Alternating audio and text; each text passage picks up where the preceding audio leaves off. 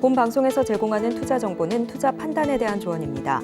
방송에서 제공하는 주식의 가치, 가격 상승 및 하락에 대해서는 방송사에서 보장하지 않습니다. 시청자 여러분 안녕하세요. 오늘을 돌아보고 내일을 준비하는 오늘장 내일장 2부 진행의 백선혜입니다. 장 마감까지 확실한 승부 전략과 내일장 주목할 섹터까지 제시해드리고 있습니다. 오늘도 저희 방송과 함께 하시면서 성공적인 투자 전략 가득 담아가시기 바랍니다. 본 방송에서 제공해드리는 정보는 투자 판단을 위한 조언일 뿐 해당 주식의 가치와 수익률을 보장하지는 않습니다. 아울러 서울경제TV와 서울경제신문은 당사의 브랜드입니다. 최근 당사를 사칭하는 피해 사례가 늘어나는 만큼 각별히 주의해 주시기 바랍니다. 또 저희 방송 유튜브를 통해서도 보실 수 있습니다. 유튜브 검색창에 서울경제TV라고 검색하시면 저희 방송과 함께 하실 수 있으니까요. 실시간으로 댓글 참여도 많이 해주시기 바랍니다. 그러면 오늘장 내일장 2부 첫 순서로 시작하겠습니다. 급락하는 종목에 대한 생존 전략을 모색해 보겠습니다. 종목 SOS 시간, 오늘은 신한투자증권 부산금융센터 이호석 차장과 연결되어 있습니다. 차장님 안녕하세요. 네, 안녕하십니까. 이호석 차장입니다. 네, 차장님 급락하는 종목들을 구조해 보기 전에 오늘 시장 상황부터 점검을 해보겠습니다. 오늘 시장은 어떻게 보시나요? 네, 우선 이제 전체적인 상황을 본다라고 하면 결국에는 오늘 에코프로가 기점이겠죠. 2차 전지 업종이 반등이 나오면서 전체적인 이제 전반적인 시장 자체가 반등이 나오고 있습니다. 에코프로를 제가 이틀 전에 방송을 이 코너에 출연을 했었거든요. 이틀 전에 말씀드릴 때 에코프로가 하락함에도 불구하고 다른 종목들은 올라오지 않는다라는 말씀을 드렸었습니다. 그 말인즉슨 2차 전지 업종을 대체할 수 있는 업종이 아직까지 부각되지 않는다라는 이야기였는데요.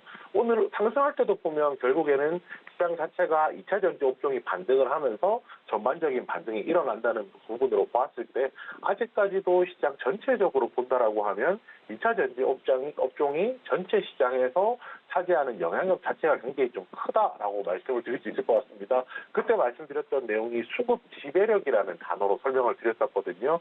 결국은 그 수급을 이제 전체를 100이라고 했을 때 이제 2차 전지 업종이 몇 퍼센트 정도 가져가네라고 하면 사실상 시장에서 이틀 전까지만 하더라도 대다수를 가져가는 양상을 좀 보였던 거고요.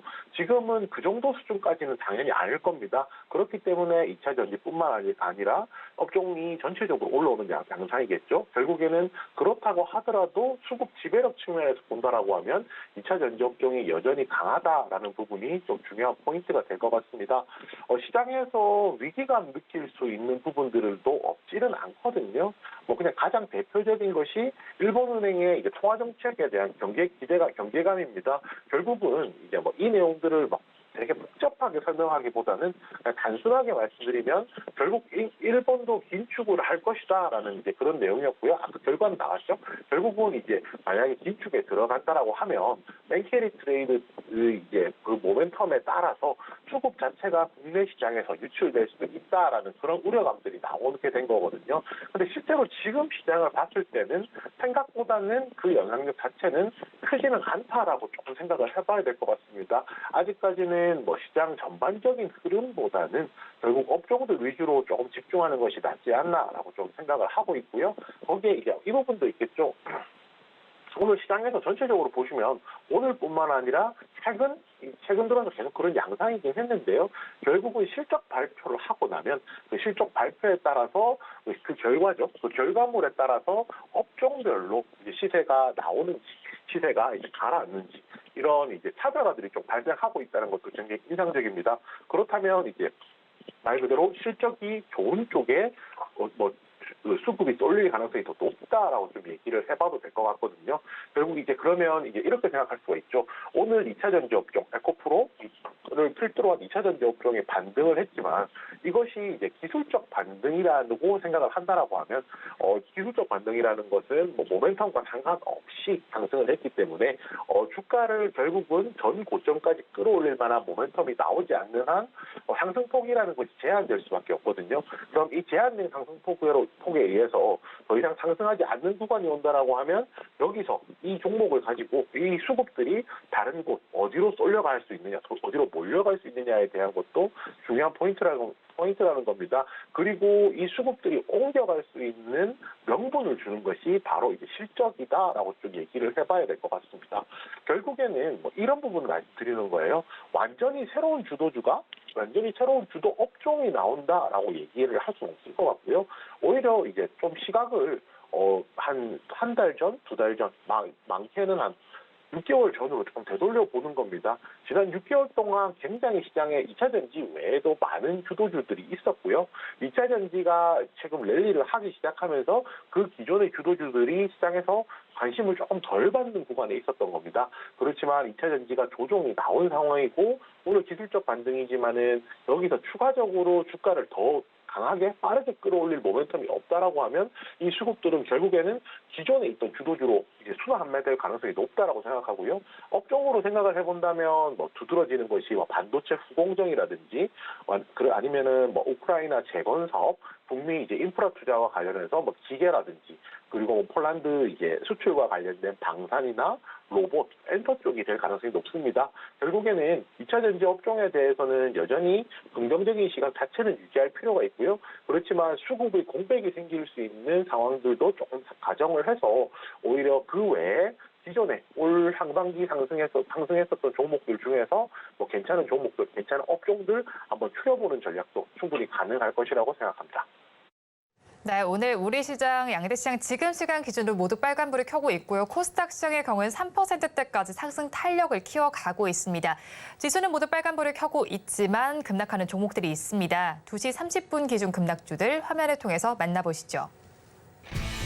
LS전선 아시아 먼저 보겠습니다. 2차 전지 섹터의 강세 올라타면서 오르다가 오늘 장에서 빠지는 모습이 관찰되고 있습니다. 14% 넘게 빠지면서 8,160원 선을 지나고 있고요. 다음으로 LG생활건강을 보겠습니다. 화장품 주 중에 하나인데요. 오늘 8% 넘는 하락률을 기록하면서 41만 9,500원 선을 지나고 있네요. 다음으로 하나에어로스페이스 보겠습니다. 방산과 또 항공우주 관련주로 엮여 있습니다. 6% 넘는 하락률을 기록하면서 11만 5,800원 선을 지나고 있고요. 다음으로 LG전자 보겠습니다. 어제 2분기 확정 실적을 발표했는데 오늘 장에서 빠지고 있습니다. 6% 넘는 하락률을 기록하면서 11만 500원, 400원 선 지나고 있고요. 마지막으로 베뉴지를 보겠습니다. 삼성전자를 팔고 2차 전지 포모 투자를 했다가 큰 손실을 보고 있죠. 이렇게 되면서 주가도 반응합니다. 3% 넘는 하락률을 기록하면서 2,235원 선 지나고 있습니다. 급락하는 종목들 저와 함께 살펴보셨는데요. 이 종목들을 가지고 계신 분들이거나 또 다른 종목에 대한 궁금증이 있으시다면 유튜브 댓글창에 남겨주시기 바랍니다.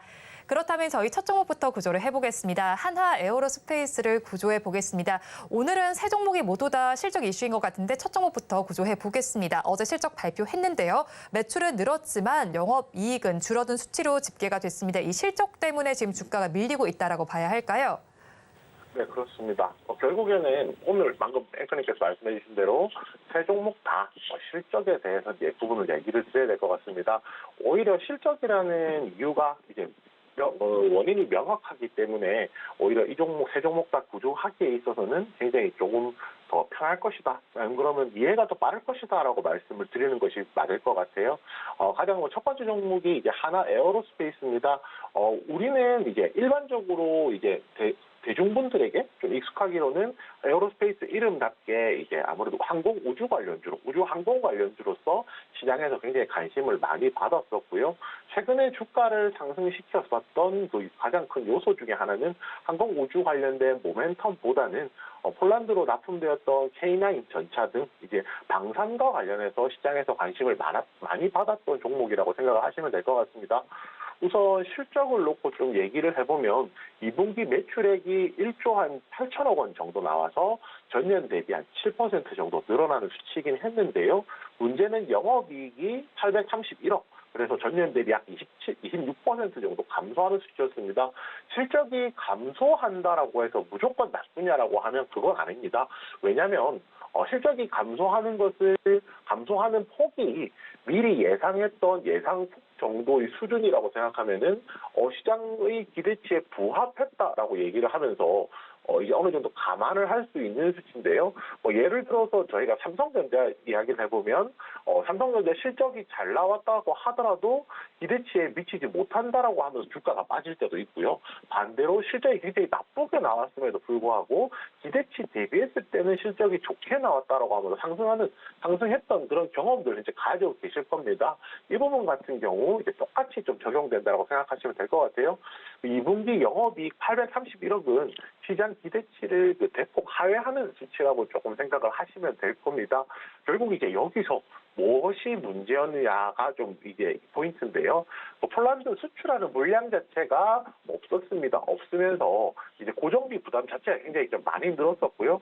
또 이게 신규 인력 채용도 많이 했었고, 또 자체적으로 개발하고 있는 개발 프로젝트에 의해서 재발비도 많이 사용되었습니다. 제가 말씀드렸던 이 내용을 다 살펴보면은 쉽게 말해서 인컴, 돈이 들어오는 것은 없었는데 반대로 돈을 지출할 수 있는 비용은 많이 늘어났기 때문에 기대치 대비했을 때 실적이 좀 나빴다라고 보는 것이 맞을 것 같습니다. 그렇지만 그렇다고 무조건 나빴느냐라고 하면 그건 아니거든요. 일단 이제 방산 부문 관련해서 영업이익 자체는 전년 대비 58% 늘어나는 수치는 있었습니다. 이 회사 같은 경우에 인수 내용이 있었죠. 하나 그 방산 부분 편입했던 부분들이 효과가 좀 나왔다라고 보면 될 것 같고요. 또 이제 여기에 방산 부분만 놓고 본다면 4분기에 그 폴란드 향으로 이제 폴란드 쪽으로 K9 전차 또 이제 납품이 될 것이기 때문에 이런 모멘텀들도 남아 있다는 점도 이야기를 좀 해봐야 될 것 같습니다. 또 추가적으로 항공우주에 대한 이야기도 해봐야 될 것 같은데요. 항공우주 같은 경우에는 영업이익이 항공우주 분야만 했을 때는 부분만 하면 영업이익 55억으로 전년 대비 76% 감소하는 좀 실적이 많이 나빠졌었거든요. 이 부분은 제가 앞서서 말씀드렸던 내용들에 대해 다 포함이 되어 있는 거고요. 중요한 건 이겁니다. 결국은 항공산업의 시황 자체가 나빴던 부분들이 점점 개선이 되고 있다는 거거든요. 이런 부분까지 생각한다라고 하면 종합적으로 저희가 말씀을 정리해 보았을 때 방산 부분에서는 가시적인 실적이 이제 4분기부터는 나올 수 있는 여건을 가지고 있는 것이고, 항공우주 분야도 이제 지금 업황 자체가 이제 시황이 이제 가파르게 회복하고 있다는 걸로 보았을 때 개선되는 측면이 있다라는 점 생각한다라고 하면은 이 종목에 대해서 지금 이번에 기대치에 미치지 못했던 실적이라는 것이 앞으로 다가올 모멘텀으로 어느 정도는 상쇄할 수 있을 것이다라고 좀 판단해 볼 수 있을 것 같습니다. 네, 2분기 실적이 기대치에 미치지는 못했지만 방산과 항공우주 관련해서 여러 가지 모멘텀이 있는 종목입니다. 그렇다면 가지고 계신 분들께서는 어떻게 대응해야 할까요? 네, 우선 버티자로 말씀드리겠습니다. 오늘 사실 빠지는 게 그렇게 기분 좋게 빠지는 건 아닙니다. 왜냐하면 어제도 하락했죠. 근데 어제 하락은 시장 자체에 대해서도 좀 생각을 해봐야 된다라고 하면 오늘 하락 같은 경우에는 오히려 시장은 올라오는데 약 6%, 7%가량 조정이 나오고 있기 때문에 또 발가운 모양 자체는 아닙니다. 현재 지금 11만 5천 원, 11만 6천 원 정도 현재 가격을 지금 나타내고 있고요. 이 가격에 대해서 만약에 신규로 진입을 한다라고 하면 신규 진입가를 10만 8천 원으로 드리겠습니다. 10만 8천 원이라는 가격은 121선에 도달하는 가격이거든요.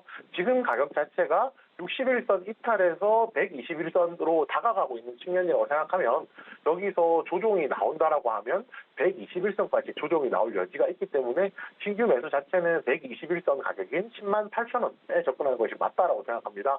그리고 신규 진입 손절가인데요.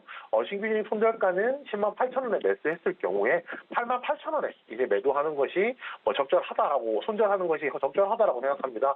결국에는 제가 항상 이 코너를 통해서 차트에 대해서 말씀드릴 때 다른 지표를 사용하지 않고 지지선 그다음에 저항선만 위주로 말씀을 드리고 있거든요. 그래 이런 부분들이 시청자분들께서 보실 때 조금 더 명확하게 이제 그 가격을 체크하실 수 있는 부분이라고 생각합니다. 8만 8천 원이라는 가격은요. 지난 3월 중순에 있었던 지지선을 만들었던 가격입니다. 8만 8천 원까지 조정을 받고 그 뒤에 시세가 나왔었거든요. 결국 이 라인이 지지선이라고 생각하면 121선을 이탈해서 이 가격까지 내려온다면 그리고 8만 8천 원 아래로 내려간다면 다시 반등할 때까지 시간이 많이 걸리기 때문에 기회비용 차원에서 손절을 하는 것이 낫겠다라고 말씀을 드리는 거고요. 그 목표가는 두 가지로 드릴 겁니다. 짧게 드리는 거, 그다음에 중기로 드리는 거 두 가지인데요. 짧게 본다라고 하면 12만 원입니다. 12만 원이란 가격은 61선 터치하는 가격이거든요. 뭐 말씀드렸지만은 결국 지지선이 깨지게 되면 저항선이 되기 때문에 결국 12만 원 부근에서는 매도 물량이 쏟아질 수가 있을 거고요. 그 다음은 15만 원입니다. 15만 원이란 가격은 전 고점 부근이기 때문에 만약에 12만 원 단기 저항선을 돌파한다라고 하면 그 위쪽으로는 15만 원까지 열려 있는 모양 볼 수 있습니다. 한화 에어로스페이스에 대해서 버티자라는 전략 제시해 주셨습니다. 가격 전략을 살펴보면요. 신규로 진입을 하신다면 121선에 도달하는 10만 8천 원에 해보시고요. 이때 손절 라인은 3월 중순의 지지선이었던 8만 8천 원 제시해 주셨습니다. 그리고 목표 주가는 두 가지로 제시해 주셨는데요. 단기적으로는 12만 원, 중기적으로 15만 원 제시해 주셨습니다. 그러면 저희 다음 종목 구조해 보겠습니다. LG전자를 구조해 볼 텐데요. 역시나 어제 실적이 발표됐습니다. 2분기 확정 실적 발표를 했는데 삼성전자의 영업이익은 또 뛰어넘은 것으로 보입니다. 그런데 앞으로의 좀 기대감이 있는 것 같은데 주가는 밀리고 있습니다. 어떤 요인 때문일까요? 네, 우선 이제 실적이 좋게 잘 나왔다는 거는 이게 좀 긍정적인 내용이죠. 투자자 입장에서는 나쁘지 않은 내용이다 정도 좀 얘기를 해볼 수 있을 것 같습니다. 2분기 실적은요, 이제 매출액 19조 9,984억, 그러니까 거의 한 20조 가까이 나왔고 전년 대비 2.7% 늘어나는 수치. 그리고 영업이익은 7,400억 정도인데요, 전년 대비 6.3% 정도 감소하는 수치입니다.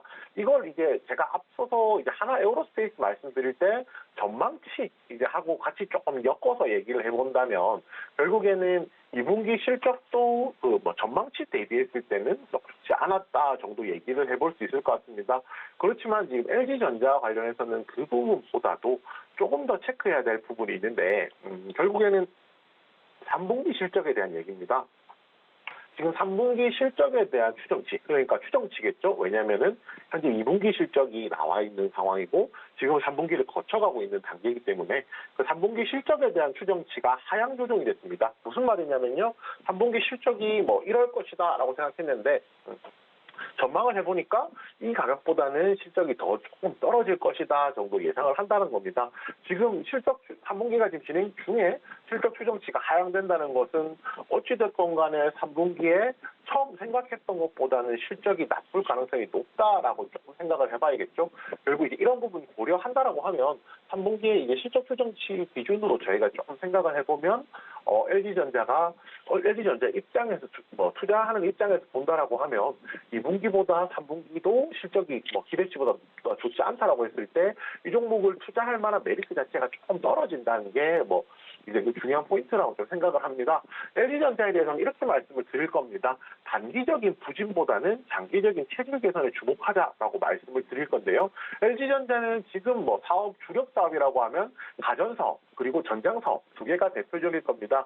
가전사업 같은 경우에는 이번 실적 발표를 하면서 역성장을 했고요. 그 전장 같은 경우에는 지금 조금씩 성장하고 있는 추세를 보여주고 있거든요. 그리고 LG가 핸드폰 사업을 포기하면서 전장 사업에 조금 더 주목하기로 했다는 점 생각해 본다면 결국에는 이런 신사업이 잘 되고 좋은 흐름에 있다는 것 자체는 굉장히 좀 긍정적인 흐름이라고 좀 생각을 해볼 수 있을 것 같습니다. 결국 좀 단기적으로는 기분 좋은 상태는 아니겠지만은 체질 개선이 되고 있는 상황이기 때문에 조금 더 긴 안목에서 보자라고 말씀드리겠습니다. LG전자 장기적으로는 체질 개선에 주목해 보자라고 말씀을 해주셨습니다. 그렇다면 가지고 계신 분들께서는 어떻게 대응해 나가야 할까요? 네, 우선 지금 가격은 버티자라고 말씀을 드리겠습니다. 제가 버티자라고 말씀을 드리는 거는 이렇게 생각을 해주시면 좋을 것 같아요. 지금 시점에서 이 종목을 이제 지금 이제 실적이 3분기 나빠진다는 거는 저희가 알고 있는 상황이지만 장기적으로 체질 개선이 된다라고 생각하면 그 부분에 대해서 어느 정도 기회비용에 손해가 있더라도 기다릴 수 있지 않을까라고 제가 말씀을 드리는 거고요.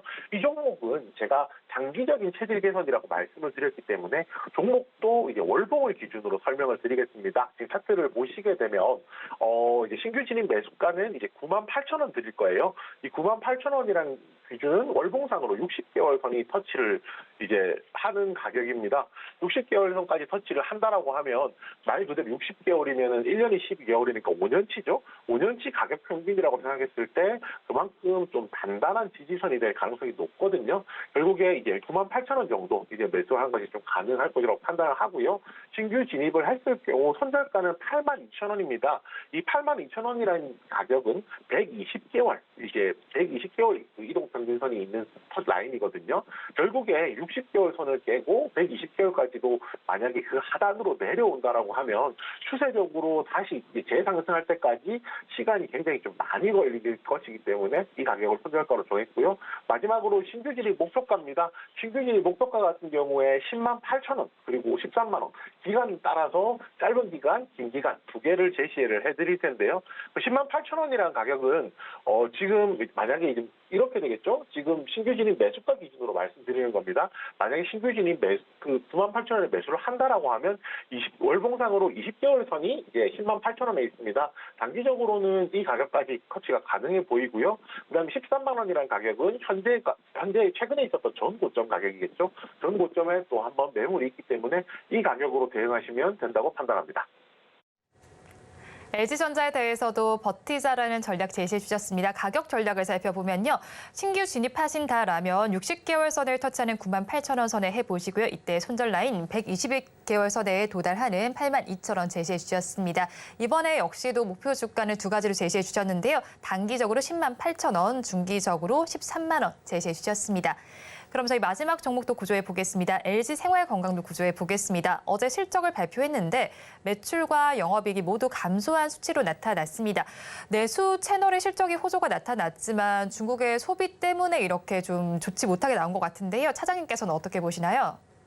네, 그렇습니다. 2분기 실적은 나왔거든요. 실적이 이제 매출액이 1조 8천억 원, 전년 대비 3% 감소, 영업이익이 한 1,580억 원, 전년 대비 27% 감소했습니다. 그리고 중요한 것은 시장에서 추정했던 추정치 대비했을 때 하회하는 실적을 보였다는 것도 실적 자체가 좀 저조했다라고 표현하는 것이 맞을 것 같습니다. 결국에 이런 부분에 대해서 얘기를 좀 해야 될 것 같거든요. 이제 실적이 나쁜 건 어쩔 수 없는데 그렇다면 하반기에는 실적이 나아질까에 대한 얘기가 이제 중요한 포인트겠죠. 그리고 실적이 나아지려고 하면 결국에는 그거죠. 이제 하반기에도 비용은 작게 쓰고 매출은 많이 올라가야지 실적이 나아질 건데 이것을 좀 저희가 마진이라고 부르잖아요. 이 마진 회복이 좀 제한적일 것 같습니다. 그 화장품 실적 중에서 가장 큰 게 후라는 브랜드거든요. 이 후라는 브랜드가 지금 이제 아직까지도 예전 코로나 이전에 비해서는 이커머스에서 순위가 조금 많이 처지고 있는 상황입니다. 결국에는 성장 동력을 이제 회복하기 위해서는 후 브랜드에 대한 리브랜딩이라든지 아시아 마케팅 활동 이런 것들 좀 해야 될 것 같거든요. 이게 결국에는 다 비용으로 책정이 되겠죠. 이런 부분 생각해 보면 상대적으로 마진을 회복하는 것이 조금 더 제한적이라고 생각을 하고 있습니다. 결국 이제 만약에 근데 또 이것도 있죠. 만약에 브랜드를 리브랜딩을 한다라고 하면 그 뒤에는 실적이 개선될 겁니다. 그런 차원에서는 조금 더 장기적으로 보자라는 부분 말씀드리겠습니다. 네, 조금 더 장기적으로 보자라고 말씀해 주셨는데요. 그렇다면 LG생활건강에 대해서는 가지고 계신 분들 어떻게 대응하면 좋을까요? 네, 버티자는 의견 드리겠지만 신규 진입에 대해서는 매수 자제 의견 드리겠습니다. 지금 주가가 많이 빠져 있고요. 월봉상으로 차트 보신다면은 눈에 들어오실 건데 아래쪽으로 지지를 받을 수 있는 라인이 없습니다. 그렇기 때문에 신규로 들어가기보다는 하락 이후에 조정을 충분히 거치고 반등하는 구간에서 매수하는 것이 낫다라고 판단해서 일단 신규 매수 자제 의견 드릴 거고요. 기보유자 손절가 같은 경우에는 35만 원입니다. 35만 원 같은 경우에 아래쪽으로 만약에 좀 하락한다라고 하면 마지막으로 버틸 수 있는 구간 정도라고 판단을 하고 있고요. 이 보유자의 목표가 같은 경우에는 단기적으로는 지금 전 고점 부근인 47만 원, 중기적으로는 61선 터치하는 50만 5천 원 정했습니다.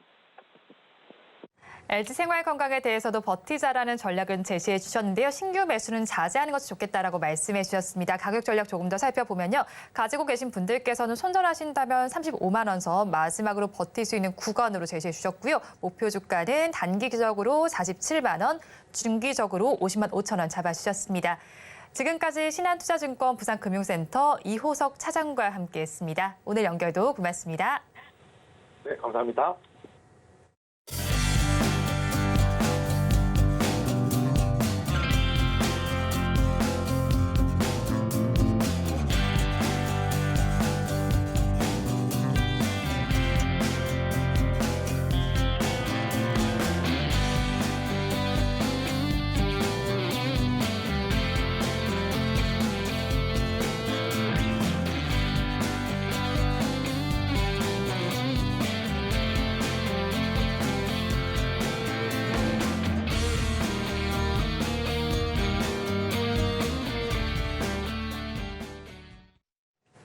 앞서서 급락주에 대한 대응 전략을 살펴봤다면 이번에는 오늘의 매매일지에 성공적인 마침표를 찍어드릴 찬스 종가 베팅 시간입니다. 오늘은 영앤리서치의 최진욱 팀장과 함께합니다. 어서 오세요. 네, 반갑습니다.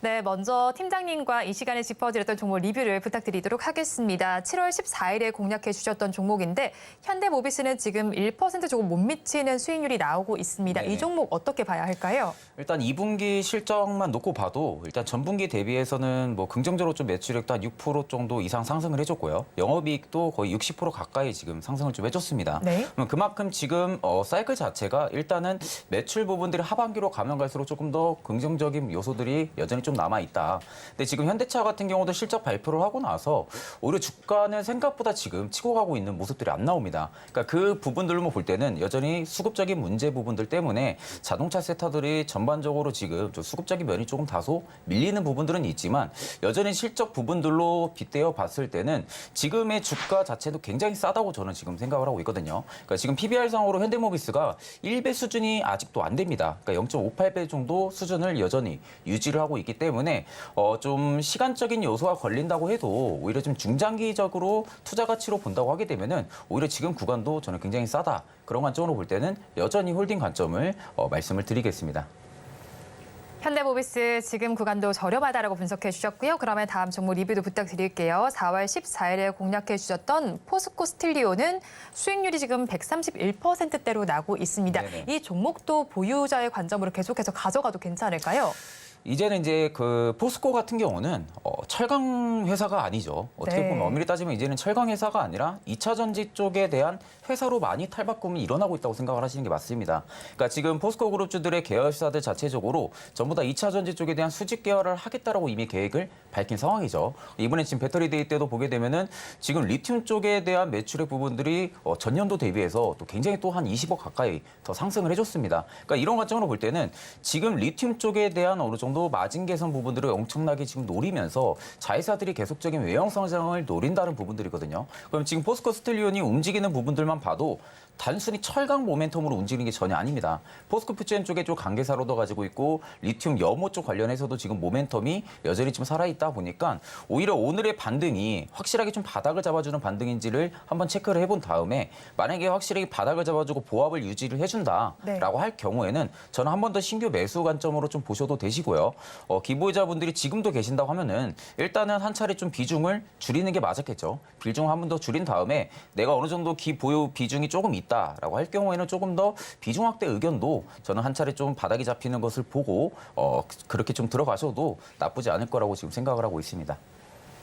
포스코 스틸리오는 비중을 확대해 보거나 신규 접근도 괜찮다라고 분석을 해주셨습니다. 그러면 저희는 지금 오늘도 주목해 볼 만한 종목 한번 베팅해 드려야 할 텐데요. 종가 베팅할 종목 키워드 힌트 공개해 드리도록 하겠습니다. 반도체 끌어올리는 땡땡땡이라고 키워드 힌트를 네네. 주셨네요, 팀장님. 네네. 반도체 끌어올리는 이재용일까요? 지금 반도체에 네. 그나마 바람을 불러일으킬 수 있는 좀 네.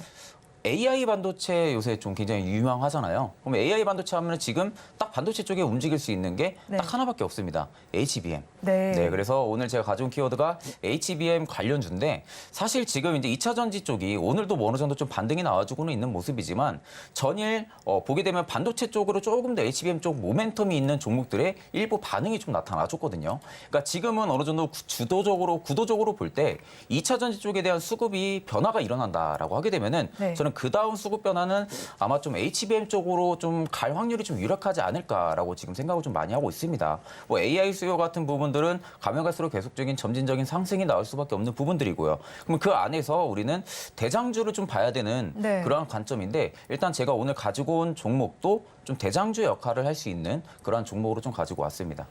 근데 지금 팀장님께서 힌트를 너무 강력하게 네, 다 주신 것 맞습니다. 같아요. 네. HBM이고 대장주 하면은 사실 떠오르는 종목이 한 종목밖에 없을 것 같아요. 네네. 이 종목을 먼저 공개를 하고 좀 더 설명을 드려봐야 될 것 아, 같은데 네. 어떤 거 근데 가져오시고 이게 있나요? 대장주로 하면은 네. 이스페타시스라고 하시는 분들도 많아요. 아, 그럴 수도 있겠네요. 그렇죠. 네. 이스페타시스 아니면 한미반도체라고도 하는 분들이 많은데 저는 SK 하이닉스를 가지고 왔습니다. 그러니까 사실 SK 하이닉스를 가지고 오는 부분들이 있어서 이해를 하시는 분들도 분명히 많으실 거고 네. 지금 구간에서 굳이 왜 반도체를 가지고 오지라고 생각하시는 분들도 많으실 겁니다. 그러니까 지금은 저는 솔직히 2차 전지를 뭐 계속 이렇게 까는 부분들은 아닌데 네. 일단 제가 생각하는 개인적인 2차 전지는 많이 올랐습니다. 너무 네. 많이 오른 상황에서 일단 수급적인 면이 얼마나 좀 빠져주는지가 이제 관건이긴 하겠지만 그 수급이 만약에 이동을 해준다고 하면 저는 HBM 쪽으로 갈 확률이 굉장히 좀 높다고 보고 있거든요. 근데 그 중에서도 제가 SK 하이닉스를 가져온 부분들은 일단 지금 2분기 실적이 사실 뭐 적자는 맞습니다. 지금 3분기 연속 적자인데 우리가 SK 하이닉스에 집중을 해야 되는 부분들은 전분기 대비해서 적자가 줄었다는 부분들이거든요. 네. 그러니까 매출액 부분들이나 영업이익 부분들이 전분기 대비해서 줄었다는 것은 오히려 지금 메모리 업황 부분들이 1분기를 바닥으로 해서 지금 회복을 해주고 있다는 겁니다. 그러니까 우리는 지금 흑자로 전환을 해줬다는 부분들에 주목을 하는 게 아니라 네. 적자가 조금씩 줄어들고 있다는 부분들이 SK 하이닉스는 지금은 주목을 해야 되는 부분들이고요. 네. 사실 SK 하이닉스가 보통 관심이 많이 없을 때 회사가 좀 어떤 걸 좀 많이 준비를 합니다. 네. 그러니까 보통 특징적으로 SK 하이닉스 회사 자체가 사람들한테 관심이 많이 밖에 있을 때 네. 그때 무언가를 좀 준비해서 기사를 내보내고도 많이 하거든요. 네. 그러니까 그만큼 지금은 관심도가 2차 전지 쪽으로 좀 많이 쏠려 있는 상황이죠. 그런 상황에서 오히려 지금 SK 하이닉스 같은 경우가 지금 무의미하게 주가가 좀 빠졌다라는 관점으로 볼 때는 여전히 저는 좀 매수 관점으로 매력적이다라는 관점으로 좀 말씀을 드리고요. 사실 지금 HBM3 모멘텀은 저는 여전히 하반기에도 유효하다라는 관점으로 말씀을 드립니다. 근데 그 안에서 일단은 삼성전자가 지금 뭐 HBM 관련해가지고 캐파를 증설을 하면서 뭐 캐파를 상향을 하겠다라는 이야기도 나오기는 하지만 사실 이제 구조적인 싸움이 되겠죠. 삼성전자와의 SK 하이닉스의 점유율 싸움은 일단은 좀 시장에서 나타날 수는 있겠지만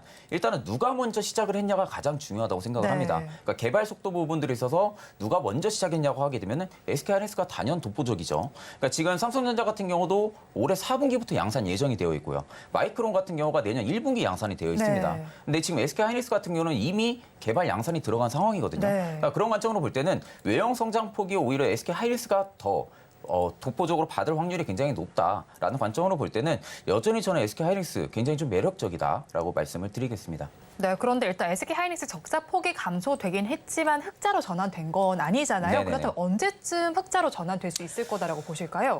저는 이제 올해 한 4분기 정도의 실적부터는 네. 확실하게 뚜렷하게 조금 턴어라운드하는 모습이 나와줄 거라고 생각은 하거든요. 근데 지금의 주가가 움직이는 것 자체에 있어서는 내년의 이익 성향치 부분들을 지금은 좀 주가에 반영을 해주고 있다고 네. 생각을 하시는 게 맞을 것 같아요. 그러니까 올해 하반기에 대한 주가 반영이 아니라 내년까지에 대한 주가가 지금 SK 하이닉스에 반영이 되고 있는 부분들이고 사실 GPU 수요는 계속 증가를 해줄 수밖에 없습니다. 이제 AI 쪽은 연사 속도라든지 개발 속도 부분들, 처리 속도 부분들이 굉장히 중요하죠. 그러면 결국에는 GPU 수요는 계속 증가를 해줄 수밖에 없고, 뭐 그렇게 되면 SK 하이닉스에 대한 주력 제품군들의 수요는 계속적으로 증가를 해준다고 하게 되면은 사실 지금은 실적을 연연해 할 때가 아니라고 생각을 합니다. 네. 앞으로 계속적인 고성장 부분들을 본다고 하게 되면은 지금의 2차 전지도 움직이는 게 뭐 실적이 어느 정도 받쳐주는 부분들도 있겠지만 앞으로 25년, 30년까지의 고성장에 대한 부분들이 주가에 반영이 되고 있는 거거든요. 그럼 SK 하이닉스도 똑같은 관점으로 접근을 하시는 게 저는 지금 맞다고 생각을 하고 있습니다. 네, 그렇다면 지금 사실 또 시장을 바라보면 2차 전지주와 반도체주가 좀 시속 게임을 하고 있다라고 네네네. 볼 수 있잖아요. 네네. 그렇다면 2차 전지주를 잡을 수 있는 게 SK 하이닉스의 주가 흐름이다라고도 볼 수 있을까요? 사실 이제 지금 2차 전지 쪽에 대한 독주가 언제 끝날지는 저도 잘 모르겠습니다. 네. 원래는 저는 진작에 끝나지 않았을까라고 생각을 했는데도 불구하고 에코프로가 전일 좀 움직이는 것만 봐도 여전히 시장에서는 2차 전지 쪽에 대한 네. 기대감이 좀 많이 몰려있는 상황이구나. 그럼 만약에 이 수급이 계속적으로 2차 전지 쪽에 쏠릴 수는 없습니다. 그러니까 오늘 같은 경우도 수급을 봐도 일부 수급이 좀 빠지는 움직임이 많이 나타나고 있거든요. 네. 근데 그 수급이 빠지면서 일부 지금 반도체 쪽으로 좀 많이 이동을 해주고 있어요. 네. 그러니까 이런 관점으로 볼 때는 지금은 2차 전지 독주를 만약에 대타로 얻어맞는다라고 하게 되면은 저는 그 다음 타자가 반도체일 확률이 굉장히 높다고 생각을 합니다. 근데 그 안에서도 일단 AI 반도체가 될 확률이 굉장히 높다라는 관점으로 볼 때는 그 안에서는 일단은 이제 대장주나 그리고 그와 계열사 되어 있는 공급사들 네. 한미반도체라든지 이스페타시스라든지 이러한 종목들 같은 경우는 저는 지금도 여전히 관심 있게 봐야 된다고 생각을 해요. 지금 이스페타시스나 한미반도체만 봐도 고점까지 많이 올렸는데도 불구하고 네. 안 빠지고 있거든요. 네. 그러니까 지금 구간에서 보합을 유지를 한다는 겁니다. 그러면 그만큼 또 한 번의 출발을 지금은 또 준비를 하고 있다라는 관점으로 볼 때는 저는 오히려 2차 전지 독주가 또 반도체 쪽에 좀 독주로 이어질 가능성이 좀 크다라는 관점으로 말씀을 드리겠습니다. 네, 바통을 반도체 쪽이 이어받을 수 있다라고 말씀해 주셨는데 SK하이닉스 어제도 9% 넘게 올랐잖아요. 네네. 그런데 가격 전략 저희가 어떻게 지금 시점에 가져가야 할까요? 일단 지금 최고가 기준으로 해가지고 지금 많이 올려주고 있는 모습이죠. 네. 오늘 같은 경우는 양봉으로 밑꼬리 달고 지금 올려가지고 있는 모습인데 사실 지금 14만 원대가 매물이 좀 두껍습니다. 지금 12만 원대까지는 충분히 매물을 소화를 해준 상황이다 보니까 이 14만 원 매물을 어떻게 좀 소화를 해주는지가 좀 관건이라고 생각을 하고 있고요. 근데 다만 지금 같은 모멘텀과 기대감이 살아있다고 하게 되면은 저는 14만 원 넘게도 좀 갈 확률이 굉장히 좀 높다고 보고 있습니다. 그러니까 지금은 좀 단기적으로도 트레이딩 관점으로 수익을 좀 낼 수가 있고요. 중장기적으로도 저는 SK하이닉스를 수익을 낼 수 있다라는 관점으로 볼 때는 네. 목표가는 일단 14만 원대로 좀 설정을 해드리고요. 손절가 같은 경우는 11만 원만 이탈 안 하면 됩니다. 11만 원까지만 이탈을 안 한다고 하게 되면은 저는 오히려 이 안에서는 지속적인 좀 비중 확대 의견을 좀 말씀을 드리겠습니다. 네, 그렇다면 아까 전에 이제 AI 반도체와 관련해서는 네네. SK하이닉스를 비롯해서 한미 반도체 이스페타시스도 짚어주셨는데 네네. 지금 SK하이닉스의 가격 흐름과 좀 비슷한 관점으로 저희가 접근해봐도 괜찮을까요? 그렇죠. 이제 어떻게 보면은 지금 시장에서는 수급적인 문제라고 생각을 해요. 네. 일단은 보통적으로 HBM을 모든 투자자들이 바라본다고 하게 되면은 네. 사실 SK하이닉스는 빠지지 않을 거고요. 네. 그러면 이제 이스페타시스나 한미 반도체까지 생각을 좀 많이 합니다. 그 밑에 뭐 NK전자라든지 굉장히 많아요. 네. 많은데도 불구하고 지금은 딱 세 종목만 보고 있는 상황이거든요. 그만큼 시장에서 단기간에 좀 성장성이 확실하게 나타나줄 수가 있고 주력으로 엔비디아 쪽에 대한 좀 고객사를 가지고 있다든지 아니면 SK하이닉스를 공급사로 가지고 있는 한미 반도체나 이러한 기업들 같은 경우에 지금 주목을 좀 하고 있는 것으로 판단을 합니다. 그럴 경우에는 지금 일단 한미반도체는 투자 경고 딱지가 좀 붙어 있는 상황이거든요. 네. 그럴 경우에는 이스페타시스로 조금 더 단기적인 수급이 몰릴 가능성은 좀 크다고 보고 있는데 사실 두 회사가 성장하는 가치성은 저는 거의 비슷할 거라고 생각을 해요. 그렇기 때문에 이 가치성을 등에 업고 조금 더 끌어줄 수 있는 SK하이닉스가 조금 더 저는 좀 독보적이지 않을까라는 관점으로 말씀을 드리겠습니다. 네, 오늘 종가 베팅할 종목 SK하이닉스 짚어주셨습니다. 그렇다면 저희는 마감 동시효과 구간 우리 시장의 분위기 살펴보겠습니다. 우리 양대 시장은 어떻게 마감을 준비하고 있을까요? 코스피와 코스닥 양대 시장 모두 빨간불 켜면서 마감할 것으로 보입니다. 코스피 시장 강보합권에 들면서 2608선의 종가 형성할 것으로 보이고요. 코스닥 시장 오늘도 마감을 앞두고 강한 모습을 보여줍니다. 3% 넘는 상승률을 보여주면서 913선에 마칠 것으로 보이는데요. 이어서 수급 양상 체크해 보겠습니다. 코스피 시장을 살펴보니까요. 외국인 투자자들과 개인 투자자들 쌍끌이 매수해주고 있는데 기관 투자자들은 4천억 원 넘게 매도하고 있습니다. 다음으로 코스닥 시장까지 살펴보겠습니다. 코스닥 시장에서는 외국인 투자자들과 기관 투자자들 쌍끌이 매수를 해주고 있고요. 개인 투자자들만이 매도 포지션 취하고 있습니다. 오늘 시장 팀장님께서는 어떻게 보셨나요? 사실 지금은 2차 전지랑 뭐 리튬 쪽 말고는 딱히 네. 뭐 항상 레파토리가 똑같은 것 같습니다. 지금 시장에서 움직이는 것 자체가. 일단 2차 전지 쪽에 대한 수급이 빠졌다라는 부분들이 일단 저는 좀 중요하게 생각을 하고 있고요. 네. 근데 이 수급이 과연 이동을 해준다고 하게 되면은 어느 쪽으로 이동을 해주냐가 좀 저는 관건이라고 생각을 하고 있거든요. 네. 그러니까 사실 지금은 시장에서 우리가 바라봐야 되는 부분들은 경제적인 리스크 부분들은 저는 끝났다고 생각을 합니다. 그러니까 보통적으로 지금 추가 금리 인상 부분들은 일단은 11월까지는 확실하게 없을 거라고 저는 확신을 하고 있는 상황이고요. 그럼 결국에는 지금 시장에서는 경제적인 리스크 부분들을 이제 벗어 던지고 일단은 정치적인 리스크 부분들이 일단 남아있는 상황이고요. 그리고 그 안에서 2차 전지처럼 좀 독주를 할 수 있는 개별주 장세가 여전히 저는 뚜렷하게 남아있을 거라고 생각을 합니다. 일단은 지금 2차 전지를 가지고 있는 투자자들이 아니라면은 워낙 지금 시장에서 굉장히 좀 매매하기 힘들 거라고 생각이 많이 하고 있습니다. 네. 그만큼 2차 전지가 빠지면은 시장이 충격을 입어서 다른 여타 업종들도 같이 빠지고 있고요. 그러니까 그런 관점으로 볼 때는 일단 2차 전지 쪽에 대한 독주가 좀 마무리가 돼야 된다고 생각을 하거든요. 네. 근데 오늘 일부 좀 빠진 게 나타났습니다. 그럴 경우에는 다소 이 수급이 일단은 2차 전지 쪽에 대한 고밸류로 좀 인식을 하고 네. 수급이 빠진다고 하게 되면은 일단 2차 전지 쪽은 이제 뒤로 넣어두고 그 다음 갈 수 있는 부분들이 반도체라든지 리오프닝이라든지 이런 쪽에 대한 수급이 일단은 좀 살아있는 부분들이거든요. 그러니까 그만큼 지금은 과대 낙폭이 나왔던 종목들 위주군으로 지금 반등이 좀 뚜렷하게 나타나주고 있습니다. 그러니까 그러한 종목들에 있어서는 반등이 나타났다는 부분들에 있어서는 저는 굉장히 좀 긍정적으로 바라보고 있는 상태고요. 그러니까 미증시랑도 워낙 좀 테마성으로 보면 2등주입니다. 네. 국내 증시 같은 경우가 미증시 따라서 좀 많이 가고 있고, 그러니까 좀 미증시에 대한 흐름을 조금 더 체크를 하면서 일단은 그런 식으로 좀 매매 관점을 잡으시는 게 맞지 않을까라고 생각을 하고 있습니다. 네, 미증시 흐름에 따라서 매매 관점을 잡아보면 좋겠다라고 말씀을 해주셨는데요. 우리 시장 오늘은 코스피 시장이 조금 더 지지부진하게 움직이는 것으로 보였습니다. 박스권 내에서 등락을 거듭하면서 그래도 마감을 앞두고는 빨간불 켜면서 강보합권에 들 것으로 예상이 되고 있는데요. 코스닥 시장의 상승폭이 더 큰 상황입니다. 최근 들어서 조금 쉬어가나 싶었는데 오늘 2차 전지주들이 상승세를 좀 보여주면서 지수 역시도 오름세를 펼치고 있습니다. 3% 넘는 상승률을 보이면서 마감할 것으로 보이고 있는데요. 수급 양상을 앞서서 체크해 드렸는데 코스피 시장에서는 지금 외국인 투자자들이 2거래일 연속 매수 행렬을 이어가고 있고요. 코스닥 시장 5거래일 연속 매수세를 보이고 있는 상황입니다. 지금 이런 시장 상황에서 어떻게 대응하면 좋을지 마감 동시효과 구간 함께 하셨습니다.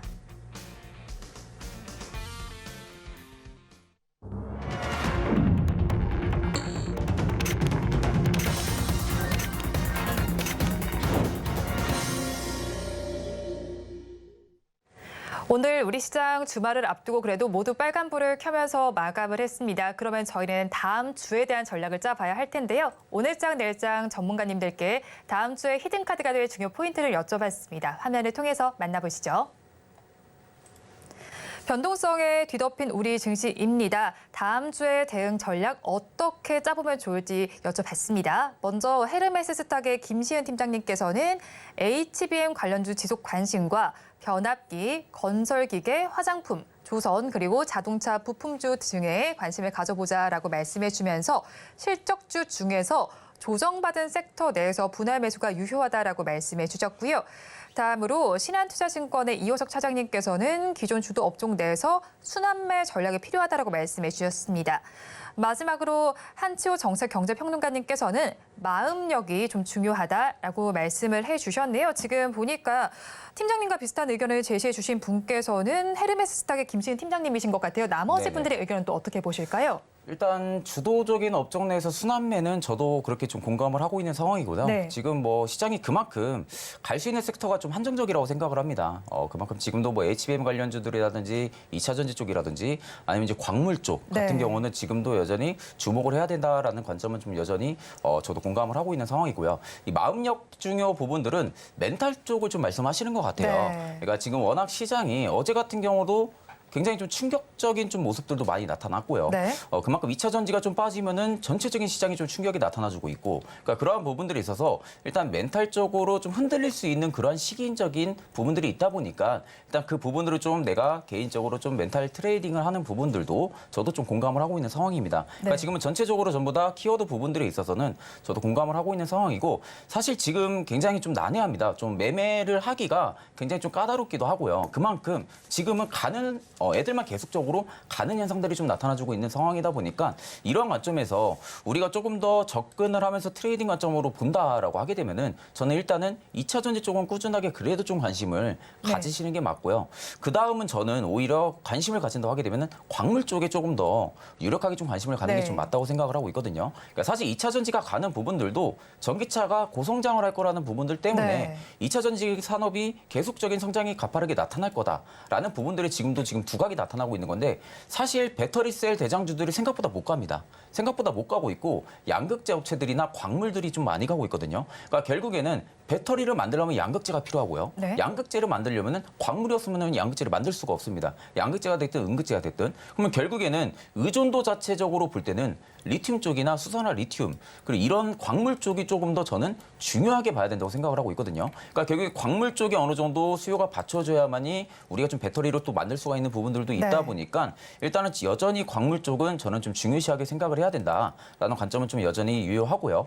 일단은 지금 구간에서 2차 전지 쪽에 대한 수급이 빠지지 않는다라고 하게 되면은 저는 일단 음극재 쪽은 조금 더 주목을 해보시는 게 맞지 않을까 생각을 하고 있습니다. 네. 일단 음극재 쪽은 좀 대장주로 할 수 있는 게 나노신소재죠. 네. 나노신소재 같은 경우도 최근 들어서 다시 움직이기 시작을 했습니다. 그럼 그만큼 지금 음극재 같은 경우가 사실상 양극재에 대비해서는 성장성이 좀 늦춰질 수밖에 없습니다. 개발 속도 부분들도 밀릴 수밖에 없고 상용화가 된다고 해도 워낙 배터리 원가 구조가 너무 비싸다 보니까 양극재 대비해서는 오히려 음극재 쪽이 조금 더 메리트는 떨어질 거다라는 이야기는 굉장히 많습니다. 그럼에도 불구하고 2차 전지 업종 내에서의 순환매가 돈다고 하게 되면은 일단은 안 갔다 하게 되면 음극재 쪽이 될 확률이 굉장히 좀 유력하죠. 그러니까 음극재 차종들도 올해 하반기부터 좀 수요가 또 증가를 해준다는 이야기도 나오고 있습니다.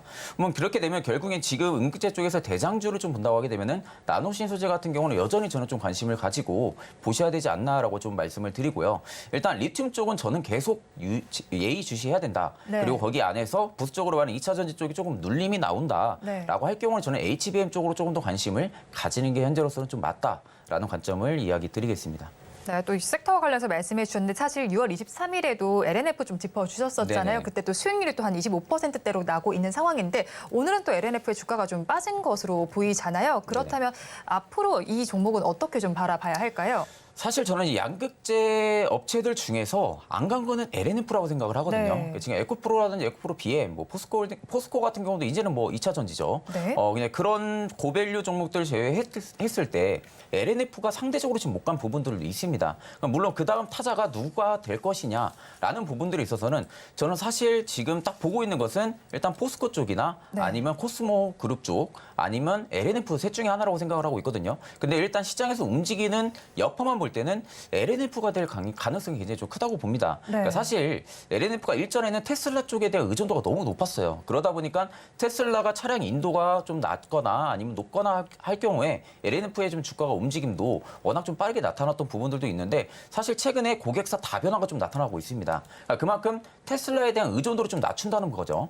테슬라에 대한 의존도를 낮추면서 다른 신규 고객사를 어떻게든 좀 확장을 하면서 지금은 어느 정도 매출에 대한 다변화를 나타내 주려고 하는 부분들이 있다 보니까 LNF 같은 경우는 저는 여전히 지금 오늘같이 반등 나와주면서 좀 마감을 해줬는데 네. 저는 오늘 자리가 굉장히 좀 중요할 거라고 생각을 합니다. 그러니까 주봉상으로 볼 때 앞전에 시세를 분출해주기 딱 그 시가 라인 때까지 거의 내려왔습니다. 그러니까 그 말은 한 주간 날렸던 부분들이 있어서 한 주간의 조정을 줬다는 부분들이거든요. 이럴 경우에 양음양 패턴으로 갈 확률이 굉장히 좀 높죠. 그럼 그 다음 주에 양봉으로 또 시가가 출발해줄 수 있는 부분들이 굉장히 좀 확률적으로 좀 높다 보니까 저는 오히려 신규분들 같은 경우는 지금이 매수 적기라고 생각을 하고 있고요. 네. 아니면 내가 아직도 지금 물량을 가지고 있다라고 할 경우에는 저는 오히려 다음 주쯤에 해서 비중 확대를 한 번 더 해보셔도 저는 굉장히 좀 나쁘지 않을 거라고 생각을 합니다. 그러니까 주봉상도 지금 24이평이랑 48이평을 계속적으로 지지를 받아주고 있는 모습이다 보니까 오히려 지금 구간을 큰 폭으로만 이탈 안 한다라고 할 경우에는 저는 여전히 LNF는 좀 관심을 가지셔야 된다라는 관점을 말씀을 드리겠습니다.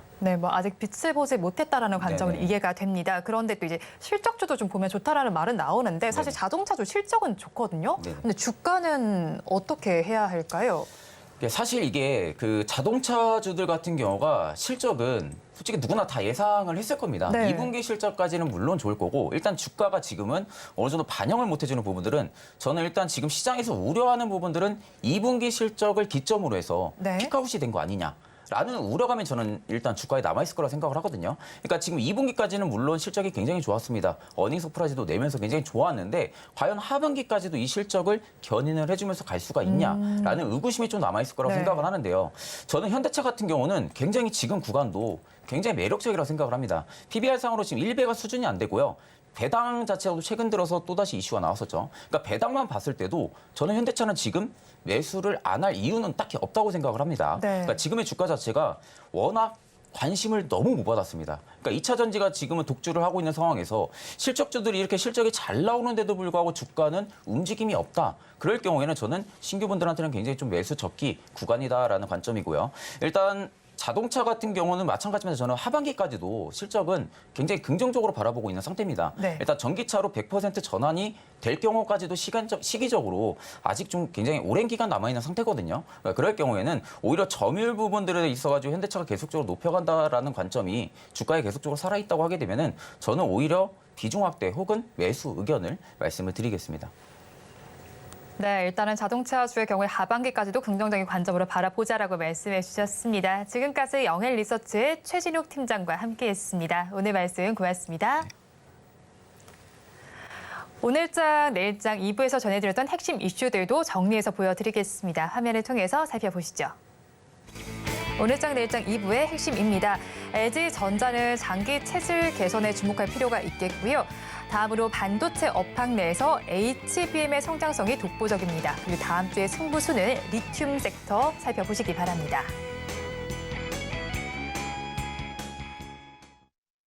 본 방송에서 제공해드리는 정보는 투자 판단을 위한 조언일 뿐 해당 주식의 가치와 수익률을 보장하지는 않습니다. 오늘장 내일장 2부에서 준비한 소식은 여기까지입니다. 주말 잘 보내시고요. 저희는 다음 주 월요일 이 시간에도 여러분과 함께하겠습니다. 고맙습니다.